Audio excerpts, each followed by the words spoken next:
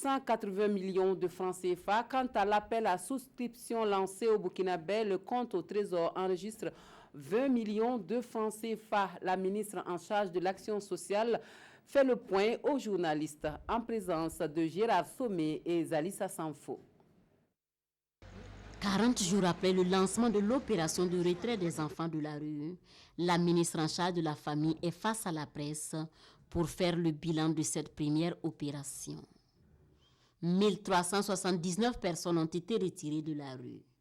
Parmi elles, 418 enfants et mineurs travailleuses de sexe, pour des raisons qui leur sont propres, ont décidé de déserter les centres. Et pour les 961 personnes restées, la ministre décline ici le projet d'avenir. Parmi les enfants qui sont accompagnés de mères de jumeaux, nous avons 64 qui seront scolarisés au préscolaire et 21 au primaire. 77 enfants seront placés dès le mois d'octobre en formation professionnelle.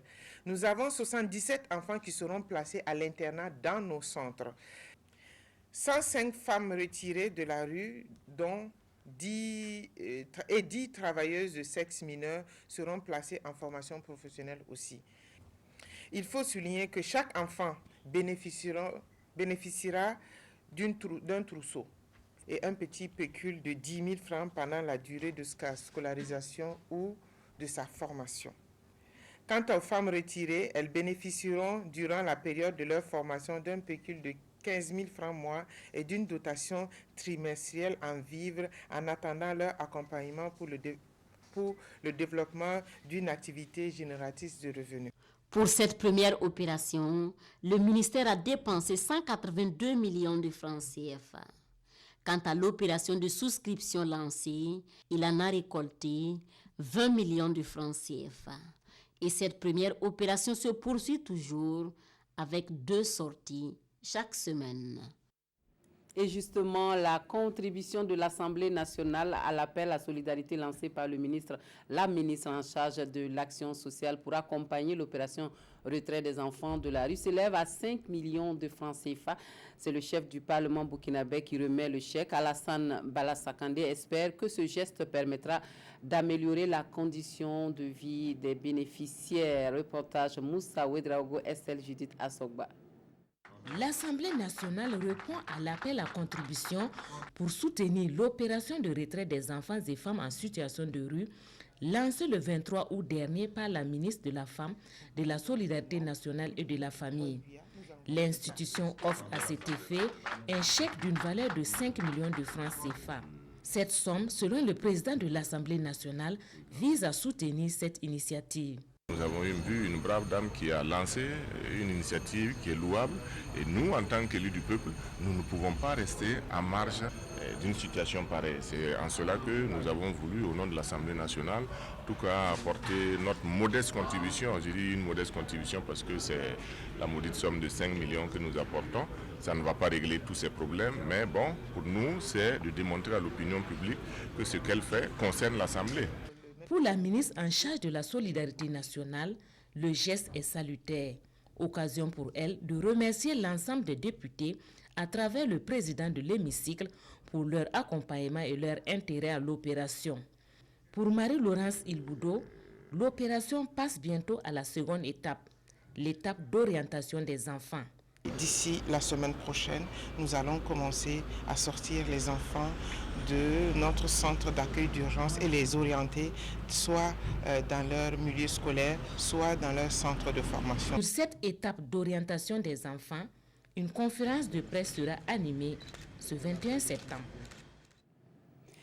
Et en santé, on parle souvent d'infections associées aux soins, ces infections qui surviennent par exemple au cours d'une prise en charge d'un patient. Ces infections dites nosocomiales concernent aussi bien le prestataire que le patient. Une enquête est menée sur la prévalence de ces types d'infections dans un certain nombre d'établissements de santé. La restitution des résultats a lieu en présence de Amadou Ilboudo et Éléonore Ouedraogo. 6% des actes sanitaires entraînent des infections dites associées aux soins, surtout chez les enfants de 2 à 14 ans. Ce sont les résultats auxquels est parvenue l'équipe du JH Piego dans l'enquête de prévalence des infections associées aux soins et de l'utilisation des antimicrobiens dans 5 établissements de santé du Burkina Faso. Il s'agit d'une enquête pour analyser le niveau des infections enregistrées et des germes qui donnent des infections lorsque l'on administre des soins aux malades. Ces résultats, au-delà d'un intérêt scientifique, donnent des informations qui interpellent les acteurs de la filière de soins et l'utilisation va se traduire certainement dans les comportements et l'amélioration de la qualité des prestations et en tout cas la sécurité des soins. L'enquête répond à une recommandation de l'Organisation mondiale de la santé et les résultats qui seront restitués à cet atelier seront validés et partagés au sein du ministère de la Santé. Le niveau de prévalence qui a été trouvé maintenant par cette enquête permet d'évaluer l'impact des interventions. Quand on met en œuvre un programme de prévention et contrôle des infections, il est indispensable de connaître le niveau de départ. L'enquête a été menée avec l'appui du projet Prépare, financé par le Centre pour le contrôle et la prévention des maladies et mise en œuvre par l'ONG JH Piego. Elle a concerné les centres hospitaliers universitaires Sanosoro et Bogoudgo, les centres hospitaliers régionaux de Kaya et de Koudgou et le centre médical avec antenne chirurgicale de Boromo. Et le système d'information hospitalier en cours de validation à Ouagadougou devrait permettre d'optimiser la prise en charge des soins tout en améliorant la gestion de l'information, notamment à l'intérieur du plateau médico-technique et la coordination administrative, et cela au sein des établissements hospitaliers du pays. On suit ici le compte-rendu de l'atelier de validation du document avec Paul-David Bambara et Nathalie Savadogo. Hôpital Yalgado Ouedraogo. Ici, les dossiers des patients sont enregistrés de façon manuelle. Un procédé qui n'est pas sans conséquence sur l'archivage des actes posés par les praticiens. Le problème qu'on a actuellement, c'est qu'on a souvent des pertes de dossiers. Comme ce n'est pas une seule personne qui manipule les dossiers, on a des équipes. Ici, on a 10 médecins, donc 5 équipes. Avec les roulements là, on peut venir et puis chercher un dossier en vain. Ce genre de cas-là, il faut carrément revenir dans le registre pour voir si on retrouve le nom de la personne, refaire un auto-résumé et ça retarde la prise en charge des malades.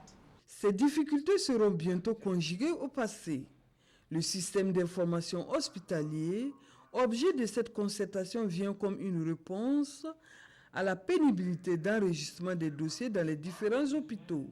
C'est une technologie qui permet de suivre le patient dès son entrée dans un hôpital jusqu'à sa sortie. Avec les technologies de l'information et de la communication, cette génération a la possibilité d'avoir des outils de collecte de données, d'analyse de grosses bases de données pour améliorer la prise de décision pour une qualité des soins et une redevabilité par rapport à la gestion des ressources. L'élaboration du document a connu 2 phases et lors de ces 2 ateliers, tous les hôpitaux ont pris part à son élaboration. Donc aujourd'hui, concrètement, c'est pour valider tout ce qui était fait avec les différents acteurs des hôpitaux. L'élaboration de ce référentiel a été rendue possible grâce à l'Organisation mondiale de la santé. Sa mise en œuvre va permettre l'amélioration de la prise en charge des patients, les échanges entre les structures hospitalières et rendre efficiente la gestion des ressources des hôpitaux.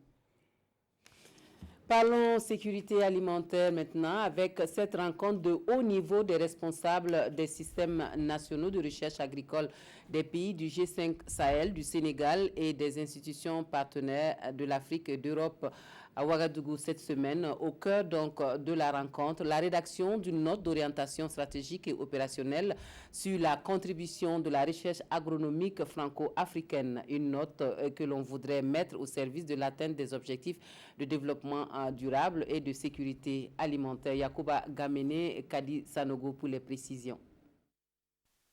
Cette rencontre de haut niveau réunit à Ouagadougou Les responsables des systèmes nationaux de recherche agricole des pays du G5 Sahel, plus le Sénégal, et des institutions de recherche partenaires africaines et européennes, initiées par le CNRST en collaboration avec le Centre de coopération internationale en recherche agronomique pour le développement CIRAD, basé en France. Les participants ont 2 jours pour réfléchir autour du thème « Contribution de la recherche agronomique dans le cadre de l'Alliance Sahel ». De cette déclaration de Ouagadougou, qui est une première entre nos organisations, c'est donc un changement d'attitude, un engagement, une responsabilité forte qui nous est donnée à travers cette déclaration, sachant que pour que les décideurs politiques arrivent à accomplir et à obtenir les objectifs et les ambitions qui sont les leurs, il faut l'appui de la science, il faut de l'innovation, il faut de l'engagement de tous les acteurs. Pour le ministre en charge de la recherche scientifique et de l'innovation, cette rencontre revêt une grande importance. La rencontre d'aujourd'hui, c'est une rencontre importante parce que l'action transformatrice de nos réalités, de notre économie, ne peut pas se faire tant qu'on ne prend pas en compte les possibilités de recherche, les résultats produits déjà, les résultats à venir, mais aussi la capacité d'innovation dont disposent donc les centres de recherche. L'Alliance Sahel est une initiative lancée en juillet 2017 par l'Allemagne et la France et qui regroupe 9 acteurs. Son objectif est de créer une plateforme de coopération internationale au service du développement du Sahel. Et sur le terrain, la ferme bio du Larlé-Naba-Tigré, qui fait cas d'école des producteurs, viennent de la sous-région pour s'inspirer de l'expérience de ce modèle de production agricole. Une délégation d'acteurs béninois et maliens visite le champ à Dapelgo ce jeudi. Le compte-rendu avec Gérard Sommet et Maxime Zongo. Produire 100% bio, c'est-à-dire sans le moindre engrais chimique, c'est possible si on y met de la volonté. Le Larlé-Naba-Tigré, qui est devenu le champion dans le domaine, est de plus en plus la grande attraction. Pour s'inspirer de son expérience inédite, ils se sont déplacés massivement de leur Bénin natal afin de s'approprier de cette technique de production qui a l'avantage de protéger durablement les terres cultivables. La différence est qu'avec les engrais bio, nous régénérons les sols, nous donnons une seconde vie à l'environnement et à la terre, alors que l'engrais chimique détruit la terre, l'environnement et détruit aussi la santé humaine. Nous sommes venus ici pour pouvoir voir des techniques de production agroécologique durable. Toutes ces techniques que l'ONG ECO était venu donc nous démontrer au Bénin, on a compris que c'est de la réalité. Issus d'une trentaine de villages du Bénin, ces producteurs et productrices ont bénéficié de l'accompagnement de l'ONG ECO. Ils s'engagent dès leur retour à produire bio et surtout à partager leur expérience avec les autres producteurs en faisant de la restitution à grande échelle. Et le Burkina Faso, qui est l'un des premiers pays producteurs de coton en Afrique, ambitionne mettre davantage en valeur la filière coton. Et le Salon international de coton et de textile qui ouvre ses portes le 27 septembre prochain à Koudougou est la matérialisation de cette volonté du gouvernement d'encourager toute la chaîne de valeur coton. Plusieurs activités majeures sont au programme du SICOT 2018 à Koudougou. On en sait un peu plus avec Ernest Kambiri. Principale source de revenus pour plusieurs dizaines de millions de personnes en Afrique, dont plus de 15 millions uniquement dans l'espace UEMOA, l'Union économique et monétaire ouest-africaine, la filière coton occupe près de 70% de la population active dans la sous-région. Au Burkina, ils sont près de 4 millions de Burkinabés qui vivent directement du coton. Toutefois, le coton africain et singulièrement celui du Burkina est très peu transformé sur place, moins de 5%. Fort de ces constats, le défi prioritaire sur le continent reste le développement d'une filière coton textile rentable de la production à la transformation. En décidant d'organiser pour la première fois en terre africaine un salon international du coton et du textile, le Burkina veut mettre en valeur le secteur du coton africain et faire du pays le carrefour continental où les grandes préoccupations des acteurs de toute la chaîne de valeur du coton seront périodiquement discutées.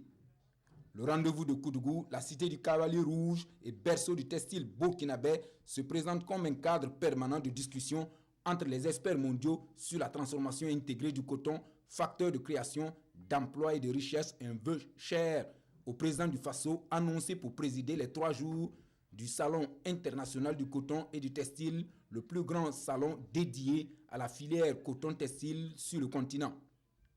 En terre burkinabé, le CICOT se veut donc un espace d'affaires pour les investisseurs potentiels, une tribune de valorisation des outils modernes de production, de transport, de transformation, dont la filature, la teinture, le tissage et surtout le financement et la commercialisation des produits. L'ambition est ainsi affichée pour stimuler davantage la transformation du coton sur le continent. Et il serait judicieux, voire impératif pour les acteurs burkinabés de la filière de faire de cette plateforme un rendez-vous de partage, d'échange sur les opportunités de développement de la filière coton conventionnelle et biologique après l'abandon de la culture du coton OGM par le Burkina Faso.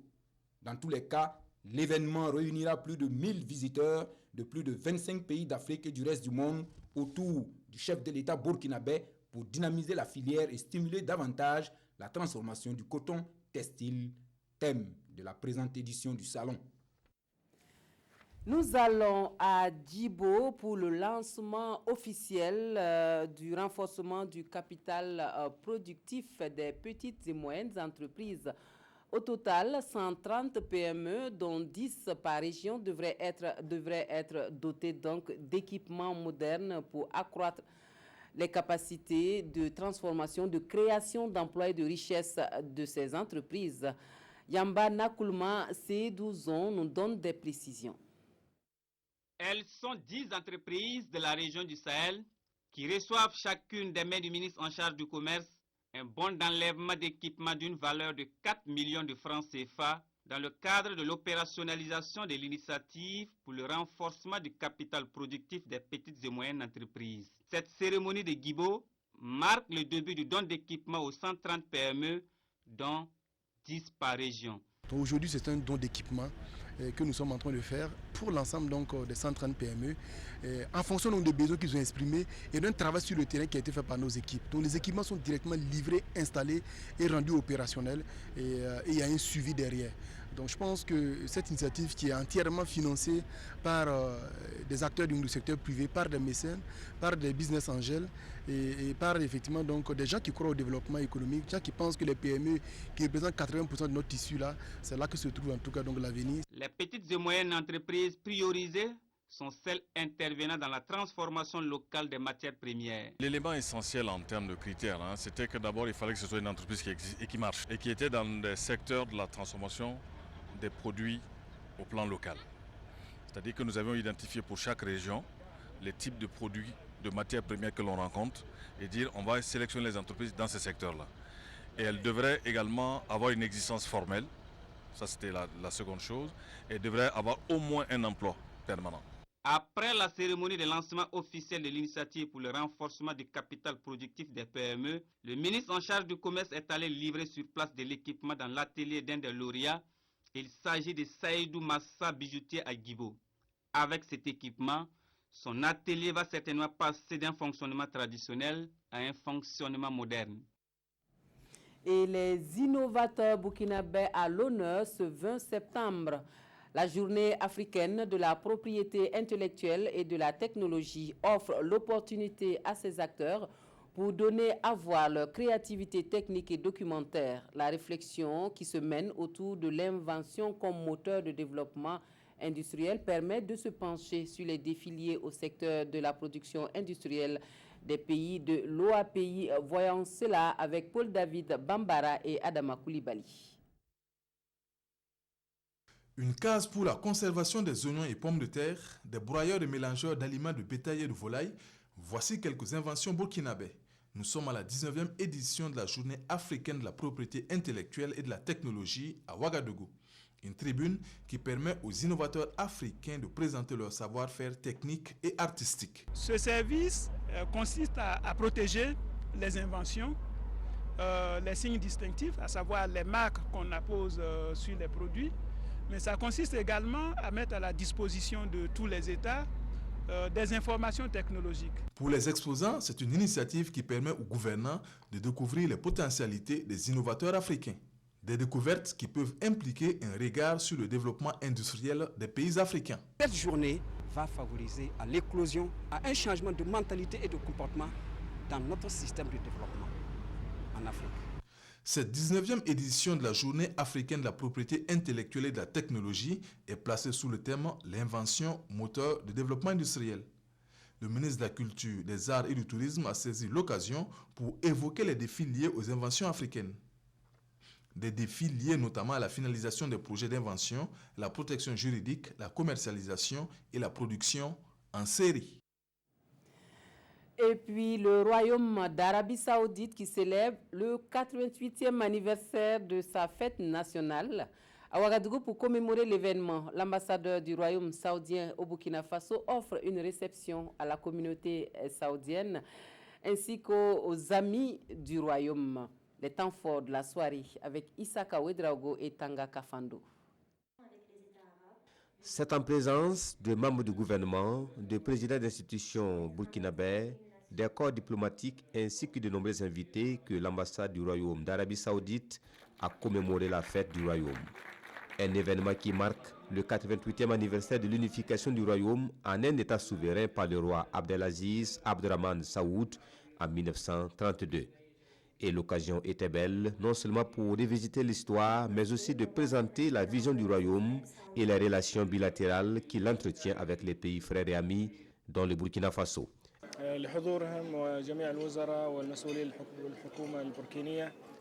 La relation qu'il y a entre le Burkina Faso et le Royaume d'Arabie Saoudite ne s'arrête pas ici et à cette fête. Donc le travail qui est accompli pour que la coopération soit davantage présente entre nos deux pays est considérable. On atteste encore la 3e visite officielle qu'a fait son Excellence Monsieur le Président du Faso au Royaume d'Arabie Saoudite.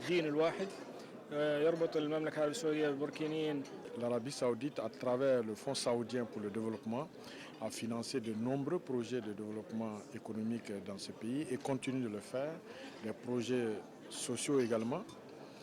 Et puis, il ne faut pas oublier que l'Arabie Saoudite est un partenaire aussi du Burkina dans la lutte contre le terrorisme, puisque déjà au niveau régional, l'Arabie Saoudite a donné 100 millions d'euros pour lutter contre le terrorisme. Donc 100 millions d'euros aux 5 pays membres du G5 Sahel, c'est une contribution importante. J'allais dire c'est l'une des plus grandes contributions. Situé au nord-est de l'Asie, le Royaume d'Arabie Saoudite est le berceau de l'islam et le foyer de 2 villes saintes de la religion musulmane, la Mecque et Médine. Et le diplomate saoudien s'est réjoui du bon déroulement de la saison de pèlerinage de cette année. Actualité hors de chez nous, une attaque meurtrière contre un défilé militaire en Iran. Un attentat perpétré ce samedi matin dans le sud-ouest du pays et dont le bilan fait état de 24 morts. L'assaut est revendiqué par le groupe État islamique. En Iran, un attentat a visé ce matin un défilé militaire dans la ville d'Avaz, dans le sud-ouest du pays. Un premier bilan provisoire fait état de plusieurs morts et d'une vingtaine de blessés. Selon l'agence iranienne officielle IRNA, l'attaque aurait été menée par 4 hommes armés qui auraient ouvert le feu sur la foule. Ils auraient ensuite essayé de tirer sur la tribune officielle sans faire de victimes.